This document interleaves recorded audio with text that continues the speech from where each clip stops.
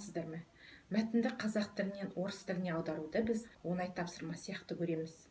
Мәтіннің көшірмесін жасап алып, оны Google немесе сөйлем KZ сайтындағы аудармаға салып алып аударамыз. Бұдан біз мәтіннің мағынасын ғана түсінерміз. Ал нақты ондағы сөз тіркестері, метафоралар дұрыс аударылмайды. Сондықтан сөздікпен аударған жөн. Сөз бен сөздің арасын қосымша байланыстырады. Қосымша екіге бөлінеді: жұрнақ және жалғау.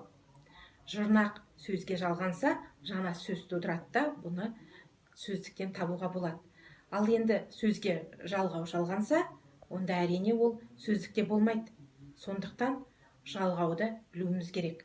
Орыс тілінде де, қазақ тілінде де жалғаудың 4 түрі бар. Олар: тәуелдік жалғау, окончание притяжательной формы; жіктік жалғау, окончание личной формы; көптік жалғау, окончание множественного числа; септік жалғау, падежное окончание. Міне осы жалғаудың түрлерін білуіміз керек. Сонда біз сөйлемді нақты аудара аламыз. Тыңдағандарыңызға рахмет.